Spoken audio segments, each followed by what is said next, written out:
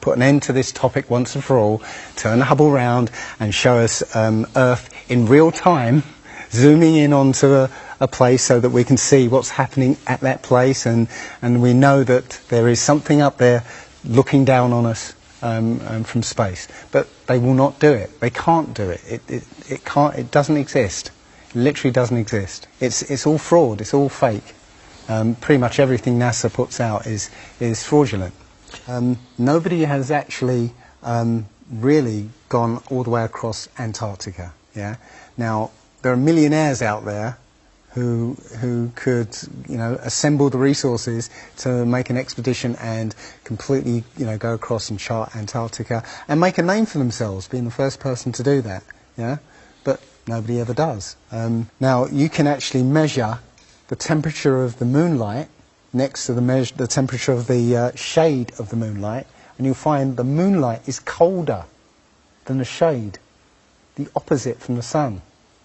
So the moon is throwing out its own light, and that light is the opposite from the sun. Now, that tells you that it's not reflecting the sun's light. It's producing its own, and its light is different from the sun's. So, the scientific community have not told us this, because they won't tell us this, because it destroys this idea that the sun is lighting up the moon. The other thing that's about the spinning Earth is looking at the stars. Now, directly above the axis of spin is the pole star, Polaris, directly over the North Pole. And we're told that the reason that all the stars spin around the North Star is because the Earth is spinning at 1,000 miles an hour. Seems to make sense, because if you put a long exposure camera pointing at the North Star, you'll see the stars will make perfect circles around, perfect star trails. The only problem is the Earth is also orbiting the Sun at 67,000 miles an hour. The Sun is moving, dragging the Earth and all the planets up that way or that way at 600,000 miles an hour. So why do we see perfect circles? Because that's the slowest speed, that's slowest motion in that mix. And yet the Earth is moving 67 times faster that way and 600 times faster that way. So you should see the stars do all sorts of strange motions, but you don't. You only see them make these perfect circles. That tells me that it's the stars that are moving, not the Earth. If a pilot is flying around the curve of the Earth, then he should be dipping the nose down. Every 5 minutes he should be dipping the nose down to stay around the curve. But the thing that really got me interested was, as you say, the gyroscope. In a plane there is an artificial horizon, and it's based on a gyroscope. And if you spin a gyroscope on a surface, it will want to stay upright. You can twist and tilt the surface as much as you like. The gyroscope will stay upright. So if a plane has a gyroscope and it starts following the curve of the Earth, the gyroscope would stay upright, which means the artificial horizon will start to roll backwards. But it doesn't. That's absolute proof that a plane flies over a flat surface rather than a curved one. Because I asked the pilot on my last flight, do you ever notice the artificial horizon rolling backwards? He said, no, but the artificial horizon has complex electronics in it to make sure it knows where it is on the Earth and it compensates. But I went to the manufacturer of the artificial horizon, and they confirmed to me that it's completely mechanical, nothing electronic in it whatsoever. So it's literally just a gyroscope that can freely move. So that right there is proof to me that planes fly over a plane. The problem is that we're taught as children, this ball Earth lie, And, you know, you might ask as a child, you know, what about the people in Australia? You know, they're standing on the bottom of the globe, won't they fall off? And your teacher says, no, gravity. And you go, oh, okay. And you never go back to that question. But when you go back to it as an adult and start looking at it with a critical eye, right, the whole thing falls apart. As you say, the globe is spinning at 1,000 miles an hour. Neil deGrasse Tyson, who's a leading astronomer in America, tells us that the Earth is not a perfect circle. It is actually an oblate spheroid. It's squashed and wider at the equator. Yeah? So, Znači, po-stesnet je na polovite, a po-širok je na ekvatorot. Exactly. So my question to him would be, why is there land at the equator? Because water will move more readily than rock. So if the Earth is spinning, the water will be collected at the equator.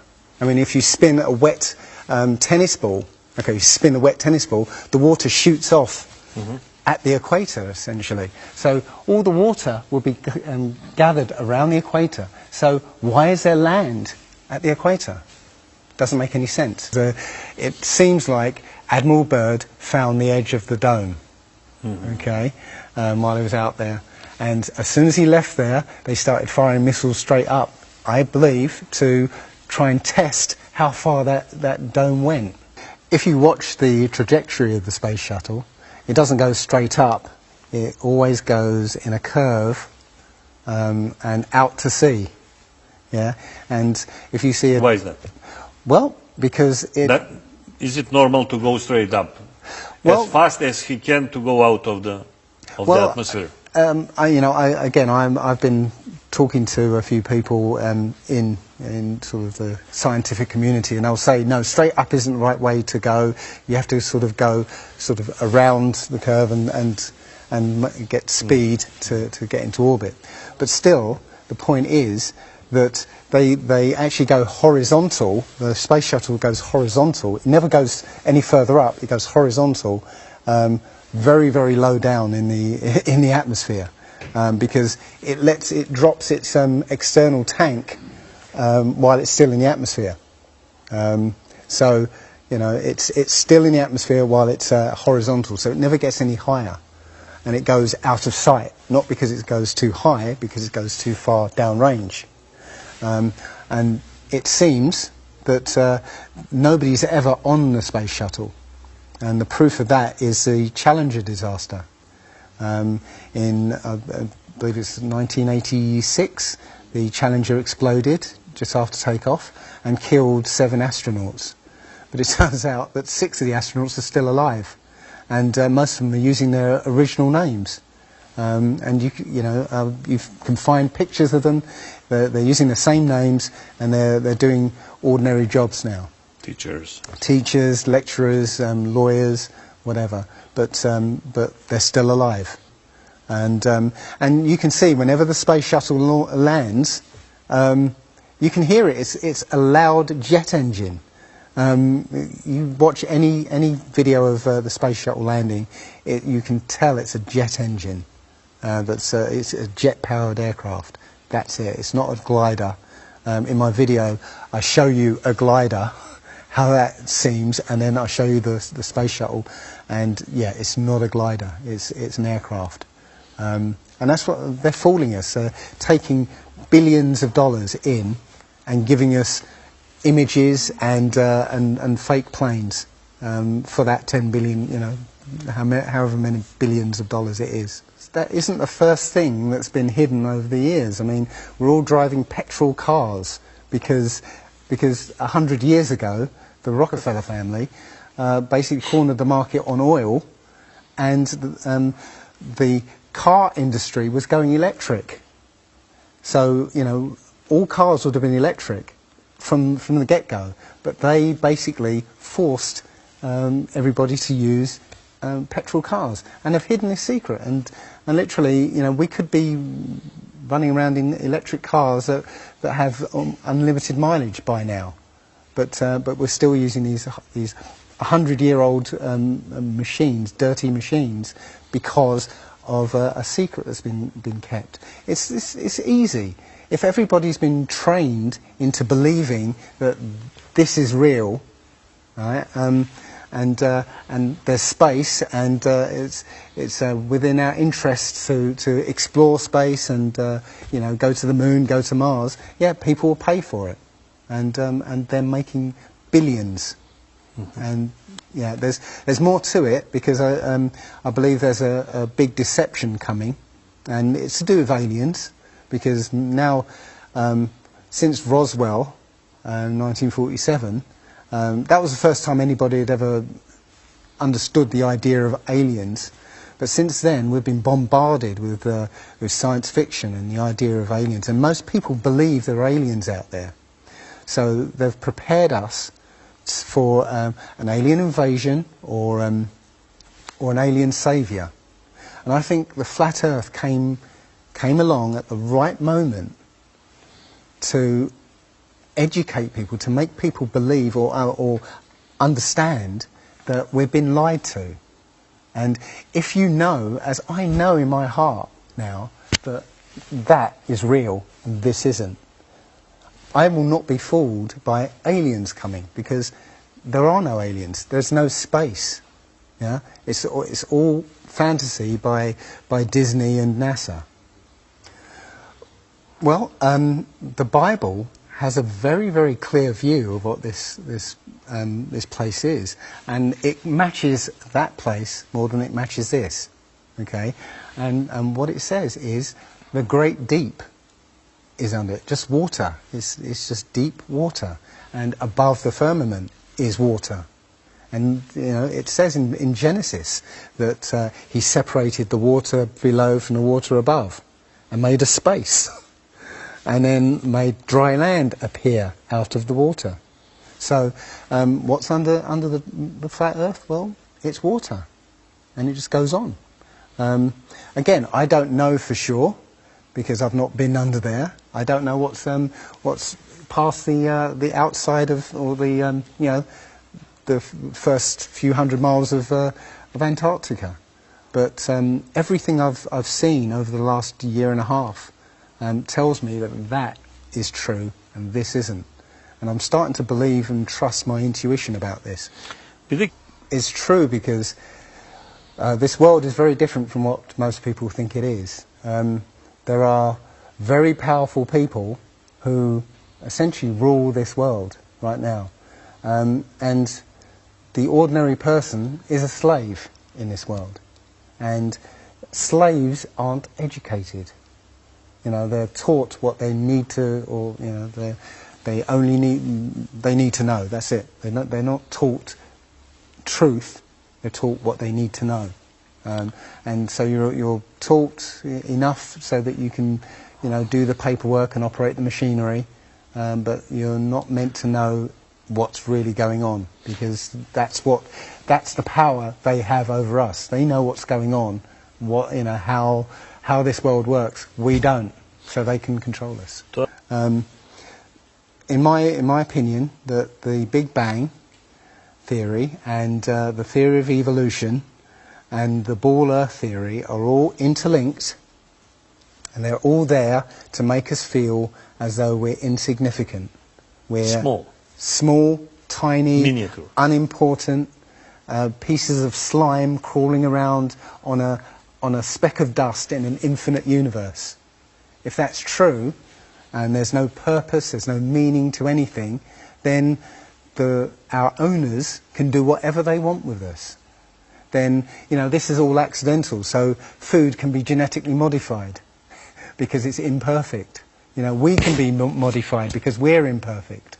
If we realise that this is the universe, and complete universe. Yes, this system is is everything. Everything that NASA has put out is CGI, is fake. Okay. People say, I think you mentioned it, if you look out into the universe, you see that the moon is round, spherical, and the planets are spherical, and so why are we flat? Well, how do you know that the planets and the stars are spherical? You know, all you get is, if you look for a telescope, you see a flat disk. If you think you see a spherical shape there, well, it needs two eyes to resolve 3D. If you're looking for a telescope, you can't see anything in 3D.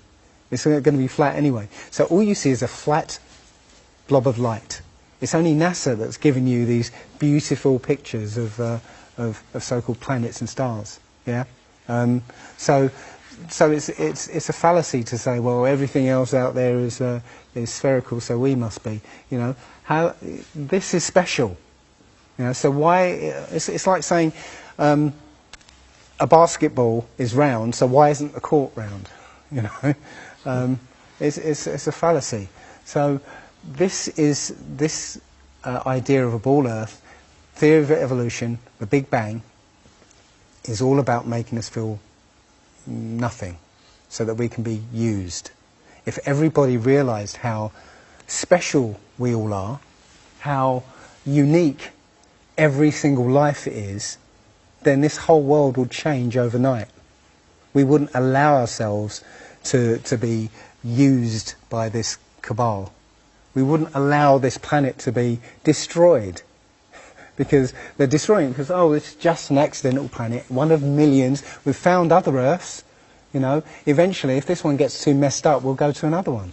No, this is it. So if we all realise that, then we wouldn't allow all these things that are going on. It's all about control. There are a small group of people who want to control the world, and because there's so many of us out there, you know, they can't control us directly. They can't, you know, this small group of people can't, you know, come round to all of us and control us directly. So they must use our own minds, our own hearts and minds against ourselves. And this is what they've done. They've educated us into this world, into this globe spinning, you know, heliocentric Big Bang evolution world, which makes us nothing. And as soon as we change that, this is amazing, because when I first started looking, it was about 1.5 years ago, I looked on YouTube and there were maybe about 100 videos, not even that probably, and nobody was talking about it, right? And then over 2015, it exploded. There are thousands and thousands and thousands of people looking at Flat Earth now. And what happens is that you'll watch something or read something, and something will strike a chord in your mind, and you'll think, yeah, I've always wondered that. And what will happen is you will start feverishly researching. I mean, what happened to me was, as soon as I got that, I spent every waking hour looking for things and testing things, and this seems to be replicated with thousands of people around the world who suddenly come into this. They start, you know, researching and getting a passion for this, because this is what I think, it's the truth, and we recognise the truth when we hear it, and we feel it, and this I believe has come at the exact right time, so that we awaken to what's going on in the world. Nothing else, you know, 9/11 even hasn't awoken people, right, to this extent. You know, for me, I've been an atheist for 40 years. From the age of 13, you know, I didn't want anything to do with God and Bibles and whatever and religions. And now I know for a fact there is a creator. There are only two possibilities. Either there is a God or there isn't. And both of them are terrifying. Yeah. If there isn't a God, then nobody's in control. We're hurtling through space, and there's no plan, and there's no nothing, and, you know, that's terrifying. If there is a God, then we'd better find out who he is and what he wants and do exactly what he says. And it turns out that he gave us very specific instructions on how to live. And they're not rules as in, you know, laws that you know, that you must follow because you know, or put you in prison if you don't. No, these are rules to live by, to make a harmonious world. You know, don't harm anyone, don't kill anybody, don't steal from people. You know, don't covet people's items. You know, Don't lie. don't lie. I mean, these things are written in our hearts anyway. Yeah, but we're in a society that that legalizes all of the 10 Commandments. You know, the policemen and soldiers can kill. They're allowed to kill. Yeah, you know, Politicians can lie. they can lie.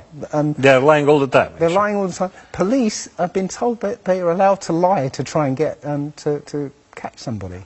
Yeah, they're allowed to lie. Everything in the 10 Commandments is legalized in this society. That tells you who runs this society. Yeah. So yeah, this is a profound movement. I don't like using the word movement, but it's a profound shift in consciousness for people because, unlike any other topic that's come out in the last few years, this one has made people realise that they've been lied to.